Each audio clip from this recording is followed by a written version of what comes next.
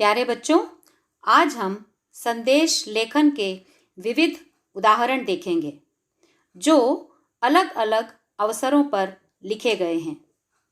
पहले एक नज़र डाल लेते हैं संदेश लेखन के प्रारूप पर। आप देख रहे हैं यहाँ एक बॉक्स बना हुआ है। बॉक्स के बीचों बीच संदेश शब्द लिखा हुआ है।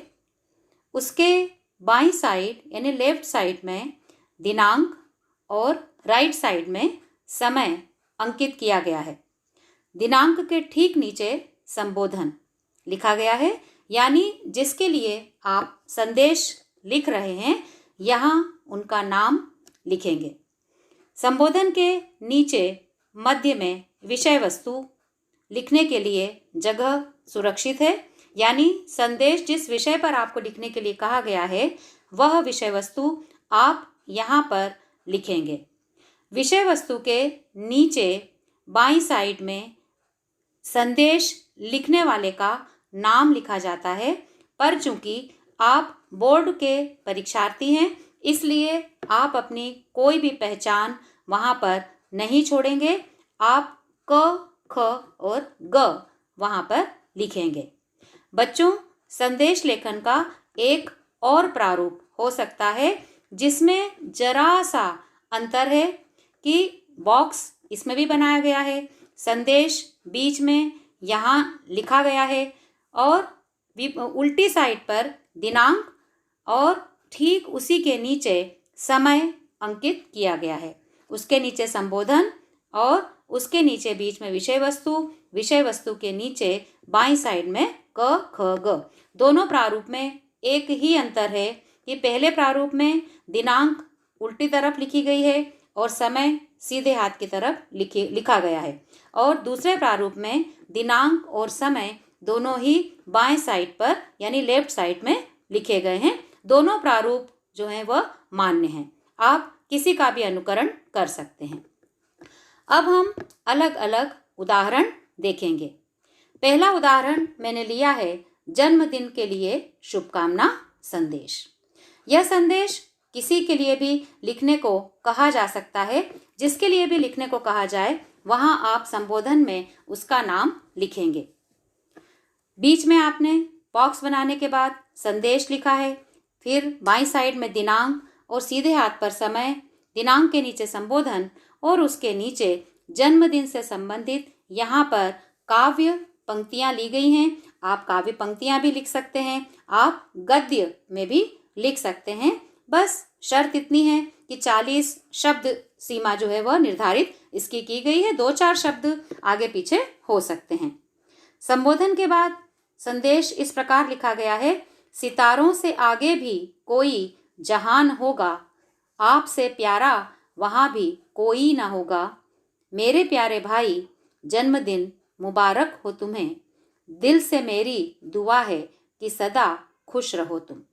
और नीचे क, ख, ग लिखा है। बच्चों, चूंकि ये जन्मदिन का के लिए शुभकामना संदेश है इसलिए आप यहाँ पर बलून का बंच बना सकते हैं, है ना, केक बना सकते हैं। तो यदि आपको ड्राइंग अच्छी आती है तो आप जन्मदिन से संबंधित कोई भी, है ना, कोई गिफ्ट का कुछ ऐसा चित्र बना सकते हैं। तो अपने संदेश को और अधिक आकर्षक बनाने के लिए आप इस प्रकार का प्रयास भी कर सकते हैं। दूसरा उदाहरण ले रहे हैं हम दीपावली पर शुभकामना संदेश। वैसा ही प्रारूप है, संदेश, दिनांक, समय और उसके नीचे संबोधन। उसकी विषय वस्तु इस प्रकार ली गई है, प्रकाश और समृद्धि का अद्भुत पर्व दीपावली आपके जीवन को आलोकित करे। आपका जीवन हमेशा खुशियों से भरा रहे। प्रेम की फुलझड़ी से आपका घर रोशन हो। मेरे परिवार की ओर से आपको दीपावली की हार्दिक शुभकामनाएं। नीचे क, ख, ग।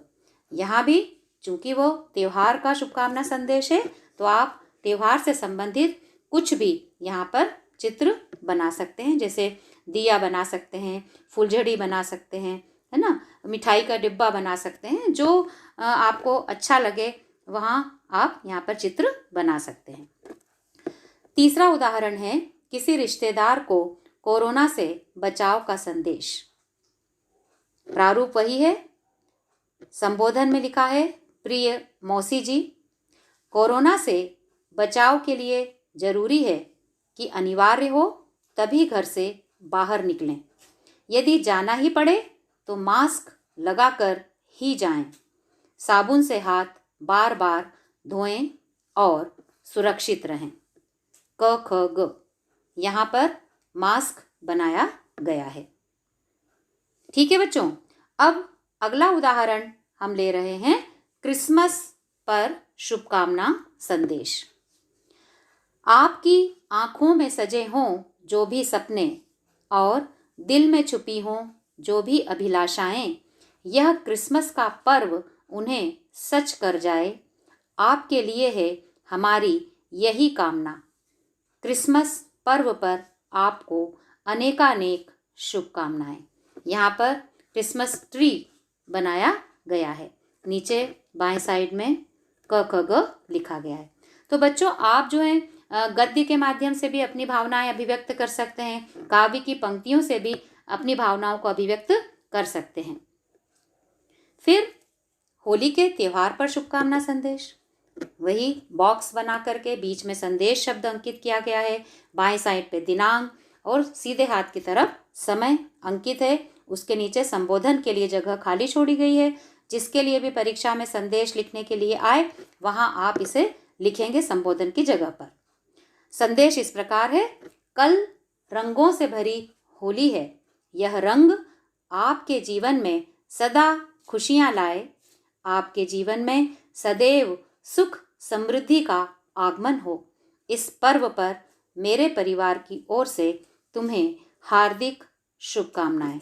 क ख ग, यहाँ पर अलग अलग रंग जो हैं वो यहाँ अंकित किए गए हैं।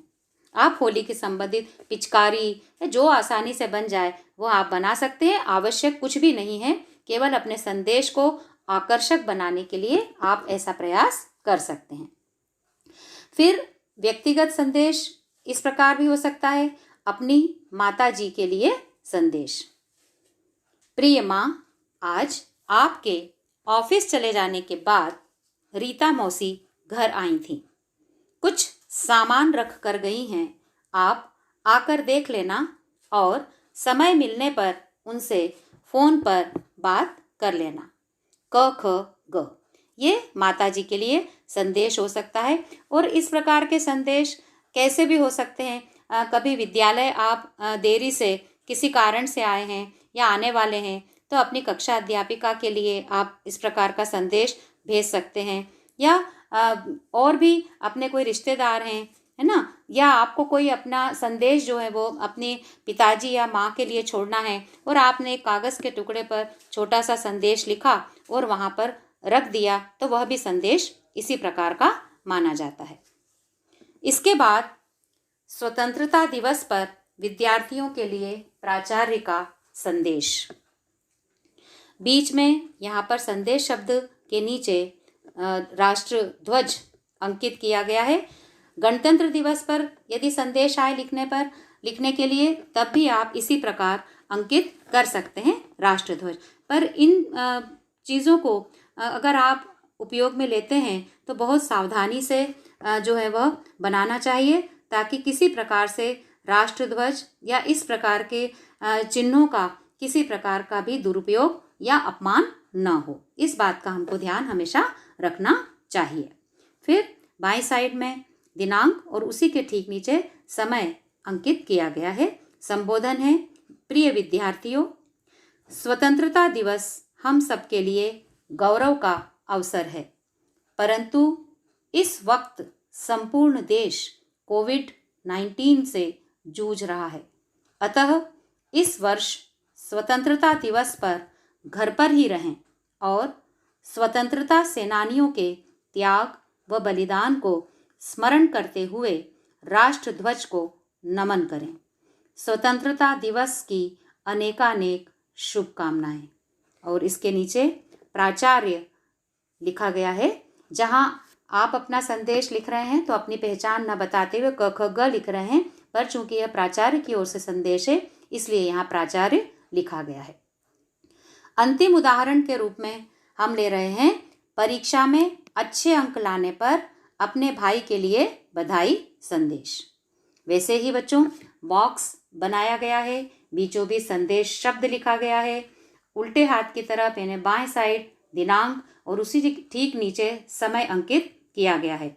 उसके नीचे है संबोधन और यहाँ पर भाई के लिए संदेश लिखा जाना है, इसलिए प्रिय भाई लिखा गया है। और उसकी विषय वस्तु इस प्रकार है, सारा जग यह जान गया है तुम हो कितने काबिल, हर कठिनाई पार की तब लक्ष्य किया है तुमने हासिल। अनुज, कक्षा 10वीं में बढ़िया अंक लाने पर बहुत बहुत बधाई। इसी तरह सदैव परिश्रम करके आगे बढ़ते रहो। क ख ग। इस प्रकार हम अपने संदेश को किसी भी प्रकार से, किसी भी तरह के अच्छे प्रयास से आकर्षक बना सकते हैं। बस हमको उसके प्रारूप को ध्यान में रखना है और शब्द सीमा को ध्यान में रखना है। बच्चों, आपने इतने उदाहरणों में देखा होगा कि यहाँ शब्द सीमा 40 और 42 इससे आगे कहीं भी नहीं गई है। तो आप इन उदाहरणों को ध्यानपूर्वक सुनकर, पढ़कर जो है परीक्षा में अच्छी तरह से संदेश लेखन से संबंधित प्रश्न को हल कर सकते हैं। मुझे पूरा विश्वास है कि यह वीडियो आपको संदेश लेखन से संबंधित प्रश्न को परीक्षा में हल करने में और अच्छे अंक लाने में जरूर सहयोगी साबित होगा।